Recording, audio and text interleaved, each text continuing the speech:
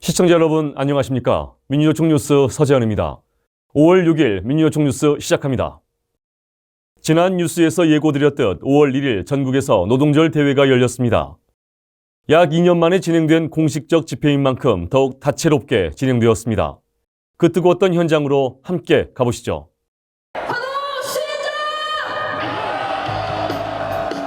끝없는 파도의 행렬이 이어집니다. 5월 1일 일요일 오후 서울시청 앞 14,000명가량의 조합원들이 모여 5.1절 세계노동절 대회를 열고 차별 없는 노동권, 질 좋은 일자리 쟁취 등 불평등 체제 교체에 대한 요구를 알렸습니다. 내가 남성이면 여성을 위해 싸웁시다. 내가 정규직이면 비정규직과 손을 맞잡읍시다. 내가 큰 회사에 다니면 작은 사업장 노동자들을 위해 외칩시다. 내가 비장애인이면 장애인을 위해 나섭시다. 우리가 가진 노동조합의 힘으로 모든 노동자들을 위해 투쟁합시다. 우리는 만국의 노동자여 단결하라는 구호를 들고 힘차게 투쟁합시다. 동지들! 5월 1일 세계노동절 대회는 서울을 비롯한 전국 16개 지역에서 개최되었습니다. 참가 규모는 서울에서 14,000명, 경기 15,000명, 부산 13,000명, 인천 7,000명, 대구에서 4,600명, 대전 4,000명, 충북 2,300명, 경남 2,200명, 울산과 세종 충남 각 2,000명, 경북 1,300명, 광주 1,200명, 강원 1,150명, 전북 1,000명, 전남 600명, 제주에서 500명, 총 71,850명의 노동자들이 노동절 집회에 참가했습니다. 이런 집회에 있어서는 한 번도 참가해 본 적이 없었고 또 그런 기회가 많이 없었는데 나와 생각하는 것들이 이 많은 노동자가 같이 느끼고 있다는 거에 있어서 저는 너무 뿌듯함을 느낍니다. 앞으로는 이러한 집회, 민주노총에서 개최하는 집회는 함께 투쟁해서 세상을 바꾸고 싶습니다.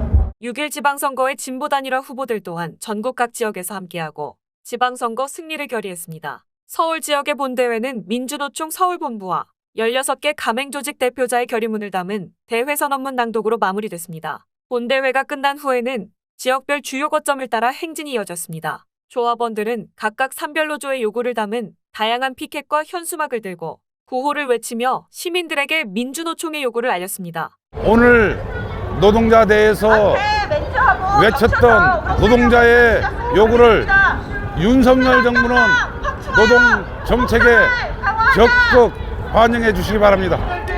이 한국 사회를 노동자의 눈으로 바라봤으면 좋겠습니다. 사회적 거리두기가 해제되면서 집회 참가 인원 제한도 사라졌지만 경찰은 계속해서 안정적인 집회 진행을 방해했습니다.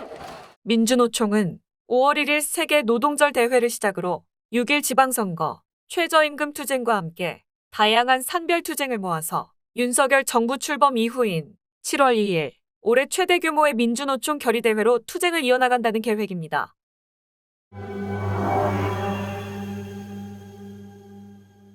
이번 주 민주노총 소식과 가맹산하조직 주요 뉴스입니다. 자세한 소식 전해드립니다.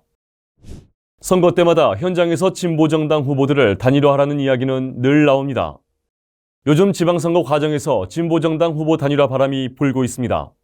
반면 지난 대선에서는 진보 단일화를 이루지 못했습니다. 민주노총은 4일 진보정당, 가맹조직과 함께 대통령 선거에 대한 평가 토론을 진행했습니다. 이번 대선 후보로 출마했던 이배균, 심상정, 김재현 후보, 세 후보 모두 열심히 선거에 참여했지만 결과는 아쉬웠습니다. 민주노총은 이번 토론회를 통해 진보정당들과 대선을 냉철하게 평가하는 자리를 가졌습니다. 토론회에서는 민주노총 대선 평가와 각 진보정당의 대선 이후 과제에 대한 토론이 진행되었습니다. 대선 기간 진행되었던 진보정당과 민주노총의 활동에 대해서 한 번 정도 점검하고 평가해보는 시간을 갖기 위해서 오늘의 토론회를 마련했습니다. 대선과 지방선거 평가를 기반으로 올해 하반기부터는 노동자 정치 세력화를, 민주노총의 정치 방침을 어떻게 할 것인지 현장에서부터 조합원들과 함께 토론해서 방안을 마련하고자 합니다. 민주노총은 이번 대선과 지방선거가 마무리되면 2024년 총선 전까지 민주노총의 정치방침 수립을 위한 준비에 착수할 계획입니다. 모든 노조에서 청년 사업에 대한 고민을 하고 계실 텐데요. 민주노총에서는 이런 고민 해결을 위해 청년조합원 교육강사단 워크숍을 진행했습니다. 지난 화요일에 열린 워크숍 현장으로 가보겠습니다. 민주노총의 청년조합원과 간부들 40여 명이 모인 이곳에서는 토론이 한창입니다. 새로 노조에 가입한 청년조합원들을 대상으로 어떻게 교육을 할지 함께 고민하고 토론하는 청년조합원 교육 강사단 워크숍이 지난 화요일을 시작으로 3개월에 걸쳐 진행됩니다. 청년 조합원들은 노동조합의 사업과 투쟁 문화에 대한 굉장한 의구심을 갖고 있고 동의의 과정, 교육의 과정이 필요하다고 생각을 하고요. 현장에서 활동하는 청년 간부들은 새로운 교환이 필요하다는 얘기를 많이 합니다. 그런 취지로 이번 청년 조합원 교육 강사단 워크숍을 진행합니다. 청년조합원 교육 강사단 워크숍은 다음과 같은 주제로 진행이 됩니다. 민주노총에서는 청년조합원들의 목소리가 민주노총에 더욱 반영될 수 있도록 2023년 청년위원회 건설과 청년할당 대의원 제도, 청년부위원장 선출 등 청년 노동자 대표성 제도화를 추진할 계획입니다. 다음은 가맹산하조직 소식 전해드립니다. 보건의료노조에서는 전국 순회 캠페인을 진행하고 있고 서비스연맹 배달 플랫폼 지부에서는 배달의 민족의 배달 수수료 깎기 중단을 요구했습니다. 자세한 소식 이어집니다. 보건의료노조는 작년 9월 2일 보건복지부와 노정교섭을 타결했습니다. 코로나로 인해 보건의료 노동자들이 벼랑 끝으로 몰리는 상황에서 총파업도 결의했습니다. 이번 캠페인은 지방선거를 통해 구의노정합의를 지역으로 확산시키고자 하는 것입니다.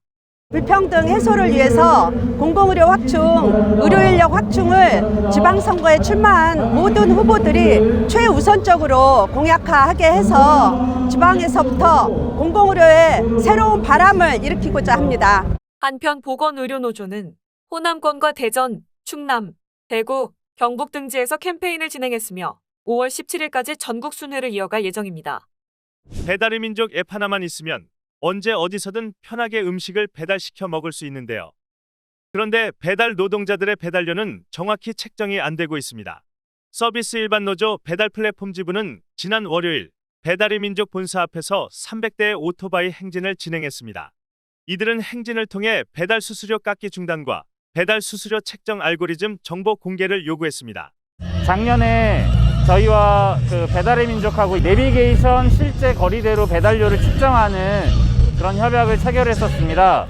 저희가 생각했던 실거리제와 너무나 많은 오류가 있고 배달료 깎기 꼼수가 보여져서 우아한 청년들 앞까지 오토바이 행진을 하게 되었습니다. 배달 플랫폼이 활성화되고 있지만 정작 배달의 민족은 묵묵부답입니다. 연이은 배달 노동자들의 죽음에 배달 수수료까지 깎아가며 이윤을 늘리려는 모습. 배달의 민족은 지금이라도 배달 노동자들의 목소리에 귀를 기울여야 합니다. 5월 6일 민주노총 뉴스 마치겠습니다. 시청해주신 여러분 고맙습니다.